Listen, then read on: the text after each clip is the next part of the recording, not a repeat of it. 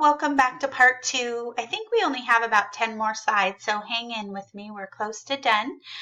Let's talk about drugs used with gallbladder disease. So the main function of the gallbladder is it stores the bile. And cholelithiasis, also known as gallstones, are the most common disease. Drug therapy may take up to 2 years, and an example of a drug would be Actigol. What is the composition of these gallbladder stones, and how do you think we can detect them? Well, they are made up of calcium, and they are observable on radiographs. Stones may be present for years with no symptoms. So if there's no symptoms, our patients don't even know they're there. Symptoms include bloating, nausea, and gas. And some of the side effects of diagnostic agents for the gallbladder is itching, vomiting, and diarrhea. So drugs for emesis. Antiemetics suppress nausea and vomiting. You might need to use a combination of medications to prevent emesis from chemotherapy, and they're divided into 8 classes. These are serotonin antagonists like Zofran, dopamine antagonists like Thorazine, glucocorticosteroids like methylprednisolone, cannabinoids like Marinol, benzodiazepines like Ativan or Valium, anticholinergics, often worn as a 72-hour patch. This is placed behind the ear. An example of this would be scopolamine. Phosphorated carbohydrate solutions. These are sugar-based and reduces the hyperactivity of the gastric wall. An example of this would be Imitrol. And Tegan is administered by mouth or by Z-track injection or rectal suppository. There are also medications for motion sickness, and these should be taken 30 to 60 minutes before travel. There's transdermal scopolamine, which we talked about in the previous slide, the 72-hour patch that's placed behind the ear.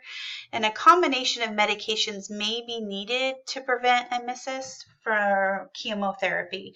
So in chemotherapy, they often use a combination to help with the emesis. Chemotherapy may cause the vomiting due to anticipatory, acute, or delayed emesis. And that's another thing that we need to know also with assisting our patients during chemotherapy and in giving patient education so that they understand that that is a definite side effect. Okay, laxatives and cathartics. Constipation is characterized by consistency of stools, not frequency. So constipation may lead to bowel obstruction or habituation of laxatives, especially in the elderly. It's important to avoid foods like cheese and sugar and maintain adequate fluid intake and high fiber diets to assist with helping with constipation. Glycerin suppositories are the safest treatments for constipation, and laxatives are also used, and these promote defecation. If a patient says that she or he hasn't had a bowel movement in 3 days, do you think she's constipated? Maybe, because it depends on the consistency of the stools when she does have a movement. So it's important to remember that constipation is characterized by consistency of stools, not frequency. So the hard impacted stools are constipation. Here are some types of laxatives. We have the osmotic laxatives, bulk forming laxatives, and you can see examples here, as well as stimulants, stool softeners, and bowel evacuants. Again, you can see the examples here. When we're doing patient education, do not use with abdominal pain, nausea, or abdominal cramping. If we're having these signs and symptoms, then laxatives would not be taken. It's important that the patient knows that if they're having abdominal pain, nausea, or cramping, that laxatives are not to be used. We do use laxatives, especially stimulant laxatives and stool softeners, only for legitimate reasons.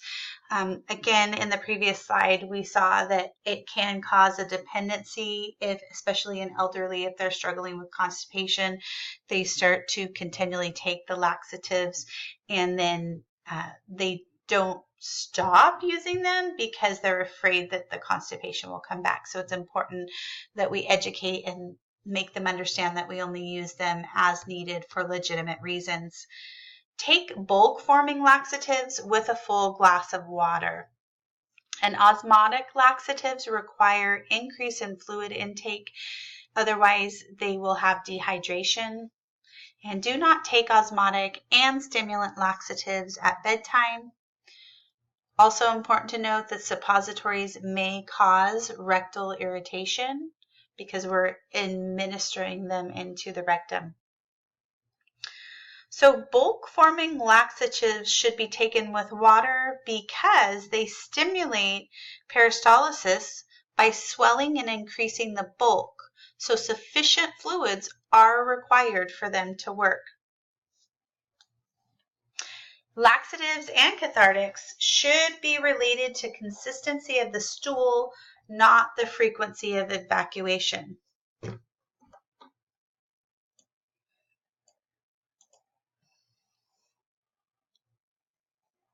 Again, they should be used only for legitimate issues. The elderly should be taught to avoid constipating foods and to have adequate fluid intake. Stimulant laxatives should be taken with discrimination and should not be given at bedtime. Suppositories may cause the rectal irritation. We talked about that in the previous slide. And osmotics require the increased intake of fluid. What would be some legitimate reasons for taking laxative? Well, if we're remembering in the previous slide that it's about consistency, not frequently. So if a patient is having difficulty defecating and they have very hard stools, if they're not able to move the bowel movements through, these would be legitimate reasons. So again, as in our example previously, if a patient comes in and just gives the information that they haven't been able to defecate for 3 days, that doesn't necessarily mean that they are constipated, and it would not, with only that information, would not be legitimate reason. Now let's look at the opposite, diarrhea. This is characterized by stools of excessive volume and fluidity with increased frequency of defecation. The causes of diarrhea can include contaminated or spoiled food, food indigestion, intestinal infections, nervous problems, circulatory disorders, or certain bowel disorders. Diarrhea in children may become a medical emergency in as short as 24 hours. Why do you think that might be? Because they're losing that fluid, right? So then dehydration comes in. They're not retaining their fluids. They're not retaining their nutrition. And so as little as 24 hours, severe diarrhea in children can become a medical emergency. The management of diarrhea depends on the underlying causes. So replacing water and electrolytes, reducing cramping, and we can do that through some medications, as well as sometimes we will, or the doctor will recommend putting like a heating pad or a cooling pad, or alternating both to reduce cramping and reducing the number passages of stools.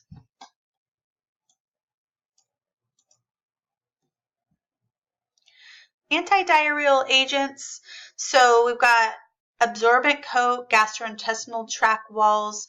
So these absorb the toxins or the bacterias.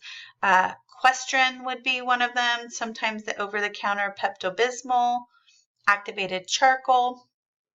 We also have, for an antidiarrheal agents, the synthetic opioid medications, which inhibit the gastrointestinal motility and decrease the hyperperistalsis.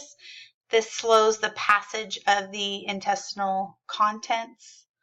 So one of these would be, an example of these that you're probably familiar with is Imodium. Antidiarrheal agents are available over the counter and by prescription. So there are different types, and you can get some of them over the counter and some with prescription. Pepto-Bismol, the drug of choice, acts as an antiseptic and an antidiarrheal to soothe the gastrointestinal tract. Now let's look at lower GI anti-inflammatory agents. These are used to treat inflammatory bowel diseases such as ulcerative colitis. These medications are primarily used to restore a normal bowel pattern. Some of the side effects you might see are abdominal pain, cramping, headache, weakness, and dizziness.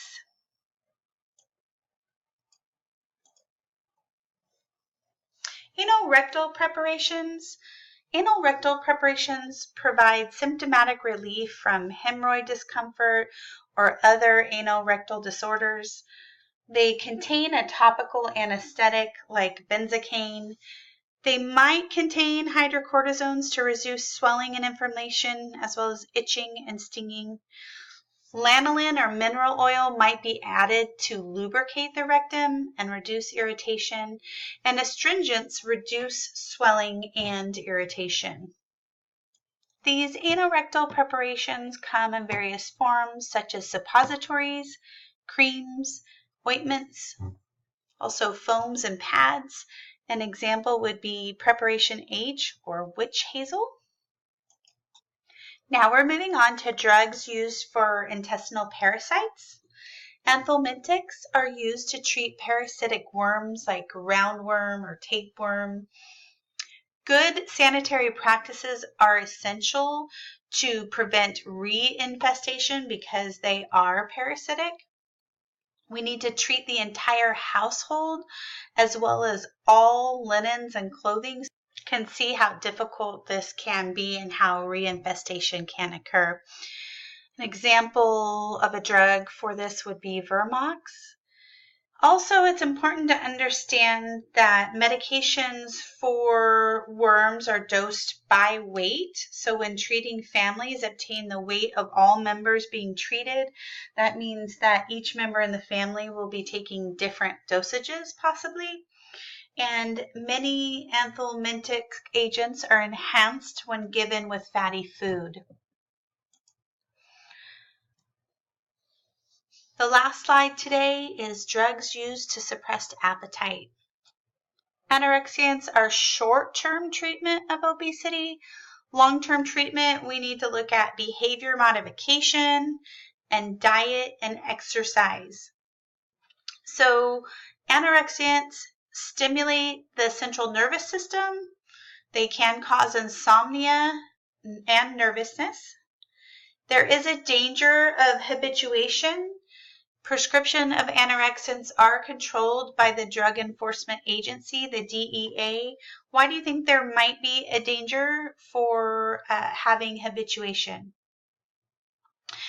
Correct, because we're dealing with obesity and with losing weight, and then often this causes some different behaviors that we're looking at, and we also have looked at disorders that can come along. We have eating disorders.